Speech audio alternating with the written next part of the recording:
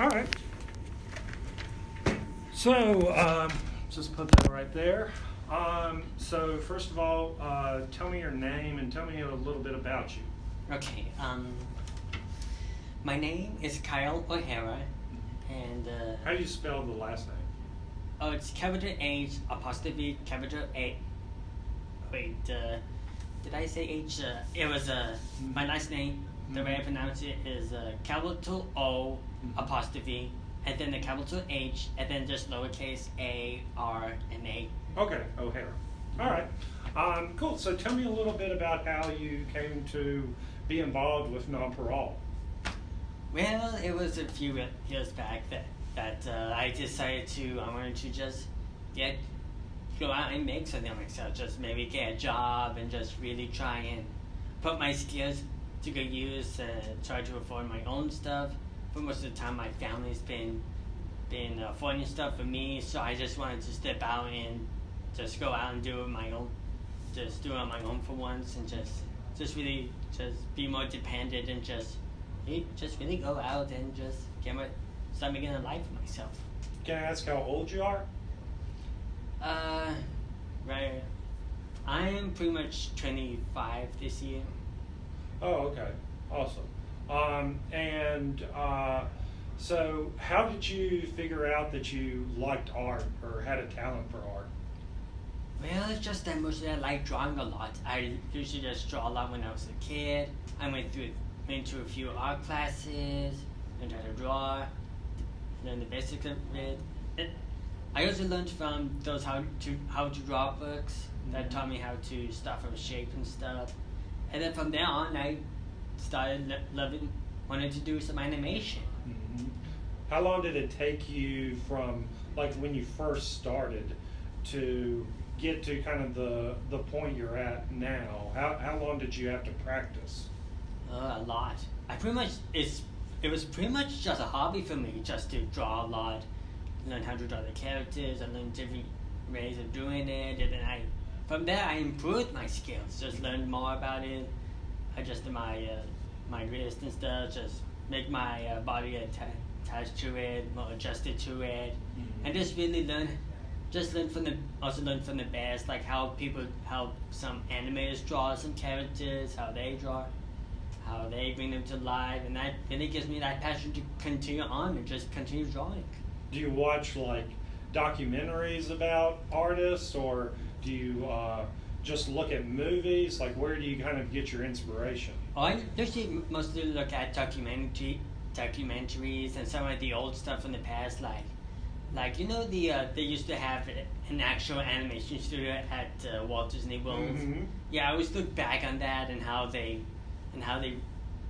worked on the process and how they did it from the past, and how people usually get to watch them. It was really, it's a really amazing attraction that I was very little back then, since I was born in 1992, and we didn't have that much, and we never really been to Florida until 2007, and then pretty much back in 2014. Those were the only 2 times I've ever been over there, and I just really wish I could just finally kind of wish that I actually got to experience that. Like, it would have been amazing to see those artists really bringing those characters to life and seeing how the process happens. So tell me how your drawings kind of come together. Do you start with pencil and paper, or does it all happen on the computer? How do you usually start a drawing? Well, mostly I usually start on paper. Usually that's the best place to start, pretty much, since it's a lot more faster to just draw out the character, draw out things on paper. Though for the most part, I sometimes also do maybe start on computer occasionally, since it's a new thing. But mostly on paper, I usually just do some thumbnails, do some rough sketches, draw out the ideas, and then from there I would scan it into the computer, and then I would probably retrace it, or actually clean it up on paper first. I learned a new way to actually ink out my outlines and turn it into a PNG file, so I could just color from behind it and then edit the lines. So then from there, I actually just edited up in Photoshop, added the colors, the shading, the lighting, just really give it all the extra texture to make it pop. Mm-hmm. So do a lot of the other crew members kind of look up to you here? Because it seems like your style is very different than anybody else's. Have you gotten a lot of positive feedback here? Oh yeah, possibly from Encore and the new Act Avengers we're kind of working on, and also mostly from the birthday crew. Like I usually come up with different birthday cards for them, and then Brooke will give me some feedbacks if it needs to be adjusted. Like if I'm wasting, if she wants the background no white to save a lot of ink, and if I misspelled something or different grammar, just adjust some things. So yeah, I've been helping out a lot. So you make birthday cards for people here or for people?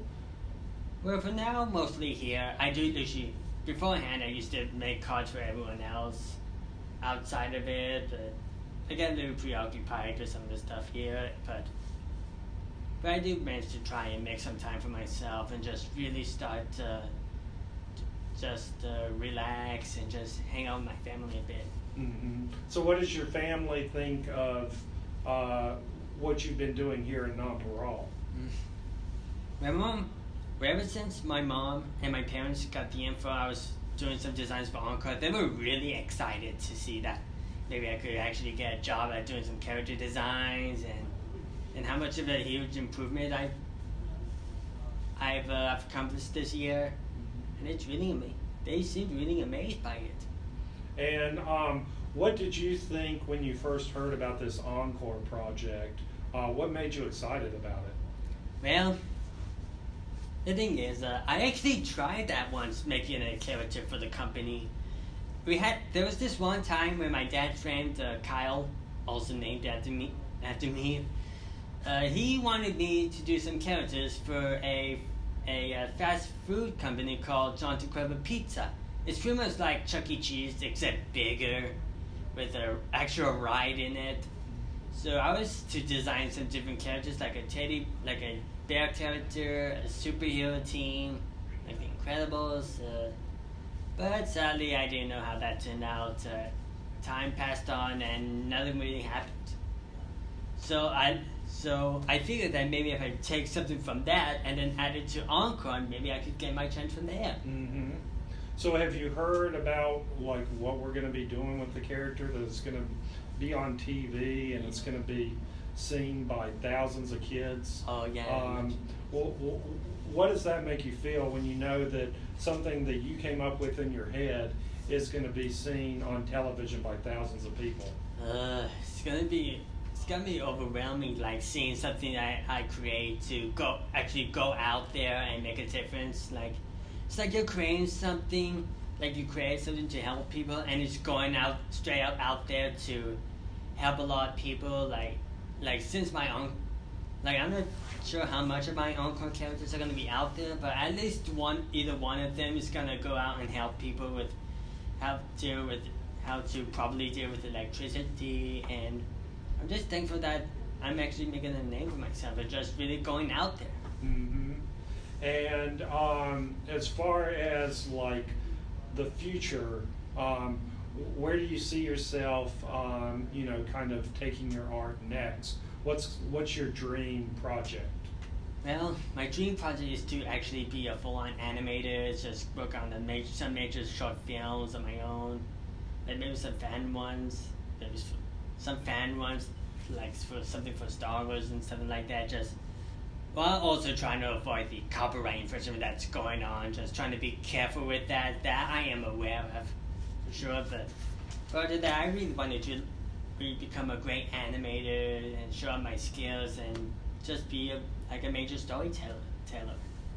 And if somebody were to ask you about Non-Parole and kind of what they've given you, advice that you might have for another person who's coming to Non-Parole, what's some advice you would give them or tell them about the program? The advice I would give them is that to just be strong and just go out, just don't be afraid to go out there and be creative.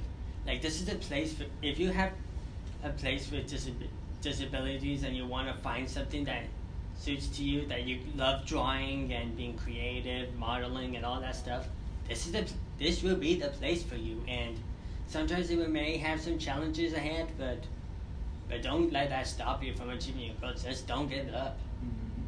Awesome.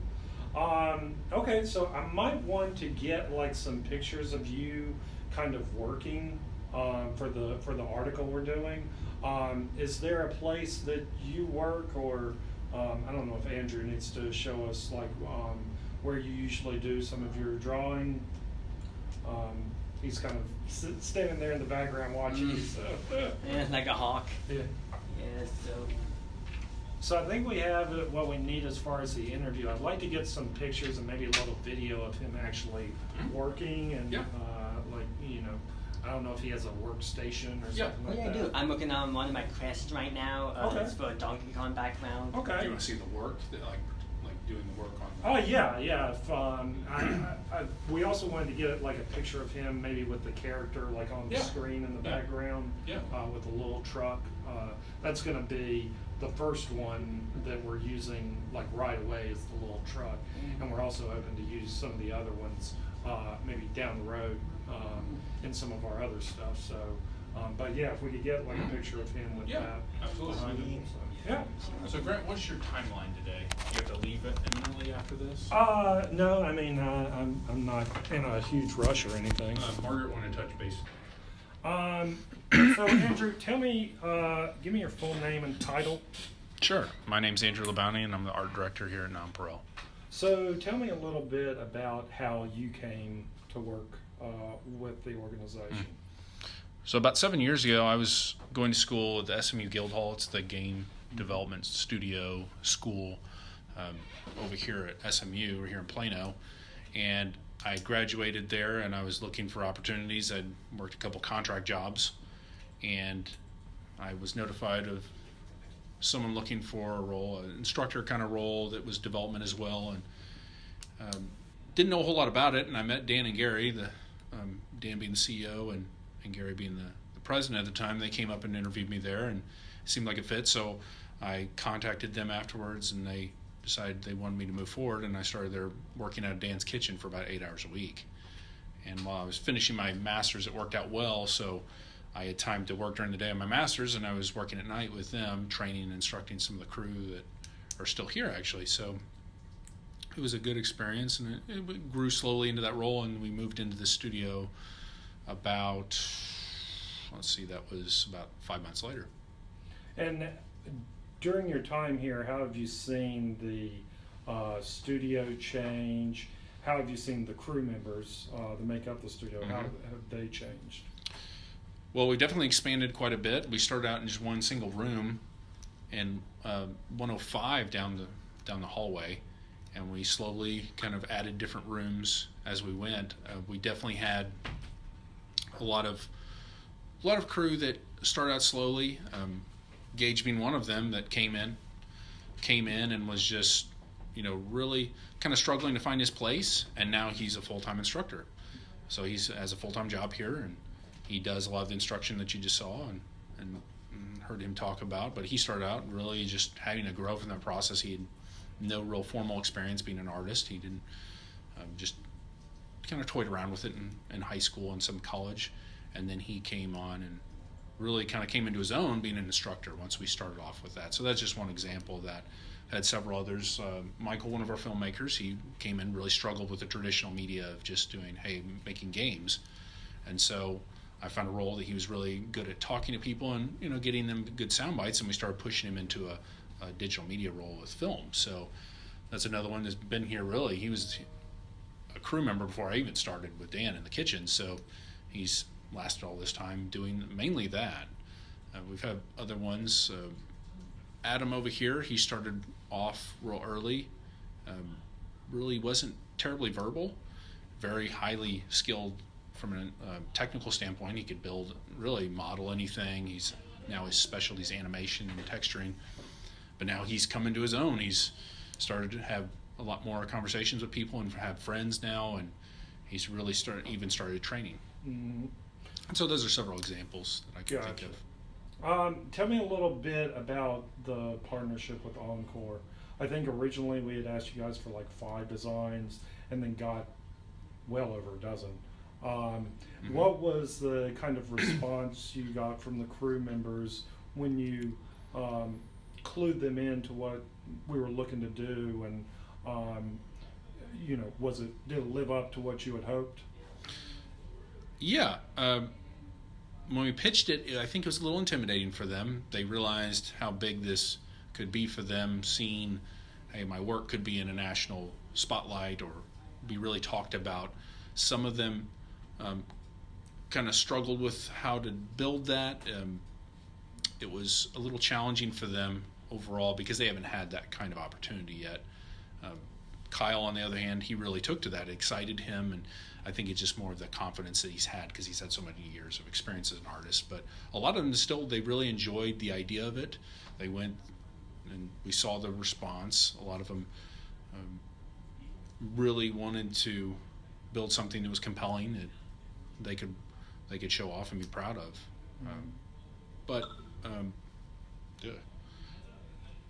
Overall, I think it was a good growing experience for them.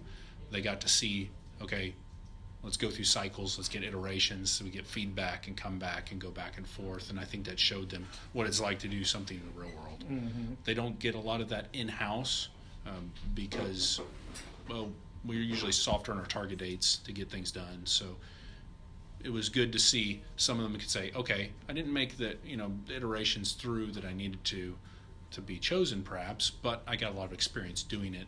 And not only that, now I can see where I need to be at perhaps when I do compete for some kind of concepting assignment that may be outside the company.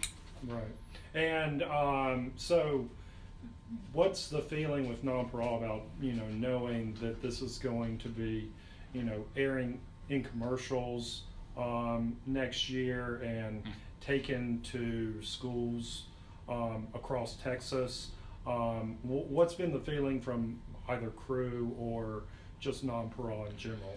Well, I know internally the staff's very excited, and just talked to Margaret yesterday about it, or I believe it was this week, yesterday, losing track of time. But anyway, we were just talking about how a big deal for the image of the company, but not only that, really for Kyle. And I know he's very excited about it. He's really taken to it. I don't know if it's hit a lot of the other ones, how big that is. Mm-hmm. They don't really kind of comprehend that. It's like, oh, it's an energy company. They don't pay attention to that. Most of them don't pay an energy bill like you and I do. So I think it won't hit them until they maybe see that commercial, and we could play that here, and they say, whoa, that's a little different than I thought it was going to be. Maybe I don't know. I don't think they have expectations of that in the way you and I would, but I know Kyle does. I think he kind of sees that now, and he's saying, hey, they're coming up here, they're talking to me. This is a big deal for me, and it really kind of fits him well too. Just happens to be the kind of the demographic we're trying to reach. His art style kind of appeals to that anyway, and so it seems to be a good fit. So I'm hoping once this kind of debuts, we maybe have like a little release party or something for him, and he can, see that all the other guys can see that success and say, yeah, I want to do that too at some point, take part in this at, maybe later. Can you tell me a little bit about Kyle, just what his growth process has been like here, and kind of, I don't know how long he's been with the school, but kind of what stage he was at when you all first met him versus where he's at now? Kyle has been he's been really well adjusted. He came in, I believe, a couple years ago. I'd have to look up the date exactly, but he's really come into the social aspect of it. I think that's his bigger growth. He's always obviously a pretty talented artist. I can't claim a lot of ownership over that. He just loves to draw, and he's taken that on himself. And you can see that a lot of these guys have come in and they've had skills up front that haven't been taught, and those are the ones that really shine, I think. Some we've been able to grow really well, and that's the ones we're trying to target, really grow their skill sets and help them contribute on projects like Brooke over there, but Kyle likes to take part in all these other things that go on here besides just technical work. So another example, that'd be the birthday party we're having for all the crew. We have one each month, and he likes to go set it up, and he likes to tear it down, but he also runs little games like bingo and things like that on the side that he's doing, I think, right now as we speak. So he likes to do these other little projects for the social component of the business that really, I think, help expand him, that I'm not sure he took part in before he got here, and that's something he takes ownership over now, outside of just the work he's doing that you've seen. Have you talked with his family or families of the crew members about the project, and do they seem excited? We haven't released a lot of information about that to the Mhm. parents yet. We wanted to kind of vet this internally. I think Right. they would get a little excited about it in some other ways. So we've been kind of waiting to announce that until, the finalist was chosen, and then we go forward. I think that we're going to kind of meter that a little bit. There's reasons for that. But no, we haven't. We haven't told a lot about it outside of, we announced at the production meetings, and those are internal meetings that kind of voice the news of the company to the crew. Mm-hmm. But again, I think some of that's lost on them. They don't understand how big that could be for them or Nonpareil, but mainly for them. And where do you see the studio going? Do you see, this possibly springboarding into anything, or? Mm-hmm. Yeah, I think it's going to be more diverse in the future in terms of our product. This is just one example how we could branch out in terms of just making games and make other types of things. We're talking about making other digital medias. We've already released books in the marketplace. They're for sale by the crew. They wrote it and drew it. We're looking at other digital media options too. So it's not just games. We're trying to focus on as many engagement points as we can so we can get more product out there and not just be focused, okay, we're just selling to the iOS market, which is just Apple market for apps. There's books, other comics, graphic novels, adult novels, or young adult novels that we've had released. We're about to release another one. So we're trying to broaden that, just organically develop that and evolve to add more products. Cool. Is there anything you wanted to add that we haven't touched on? No, I don't think so. Not at this time. Okay, awesome. Appreciate that. I was curious, the girl across the hall that